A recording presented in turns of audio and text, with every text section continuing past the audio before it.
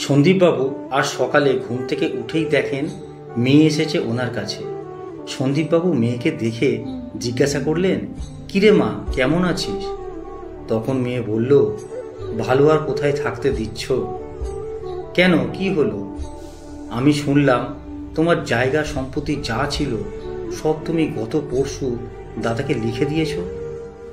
কি করে করতে পারলে বাবা? একে আমাকে গরিব ঘরে বিয়ে দিয়েছে, তার ওপর তোমার সম্পত্তি থেকে বাদ দিয়ে দিলে। দাদার অবস্থা ভালো, বৌদি চাকরি করে, দাদার ব্যবসা ও ভালো চলছে, তারপরেও দাদাকে সব লিখে দিয়ে দিলে বাবা। এখন তো আইন হয়ে গেছে বাবার সম্পত্তির ওপর ছেলে মেয়ের সমান ভাগ, তারপরেও তুমি। আমার ভাগ চাই বাবা। তখন সন্দীপবাবু বললেন, দেখ মা, তোর দাদা আমাকে না জানিয়ে দলিলে সই করে নিয়েছে। তুই তো জানিস তোর মা মারা যাওয়ার পর তোর দাদা বৌদি আমাকে সেভাবে দেখে না, খেতেও দেয় না, তাই তো আমি আলাদা থাকি। বয়স হয়েছে, কাজে যেতে পারি না, তাই দুটো গরু আর কটা মুরগি রেখেছি।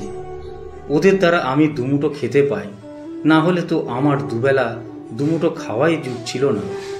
সন্দীপবাবু মেয়ে তখন বলে, আমার অত জেনে লাভ নেই বাবা, তুমি আমাকে কি দেবে বলো। মেয়ের মুখে এমন কথা শুনে সন্দীপবাবু কিছুটা হতভম্ব হয়ে মেয়ের দিকে তাকিয়ে থাকলেন আর ভাবলেন, এরা আমার সন্তান, বাবার কষ্টের কথা শোনার দরকার নেই, কিন্তু বাবার সম্পত্তির ভাগ চাই।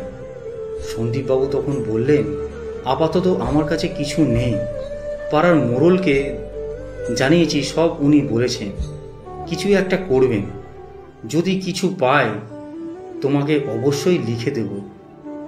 এরপর পাড়ার মোড়ল এবং সবাই মিলে সন্দীপবাবুর সম্পত্তি আবার সন্দীপবাবুকে ফিরিয়ে দেন।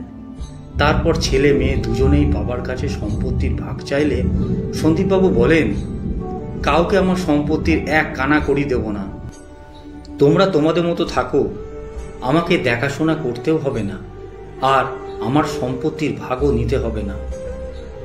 এরপর সন্দীপবাবু তার সমস্ত সম্পত্তি আশ্রমে দান করে দেন এবং নিজেই আশ্রমে চলে যান। আসলে সত্যি যদি সন্তান এমন হয় তাহলে বলবো, সন্তান থাকার থেকে নিঃসন্তান অনেক ভালো।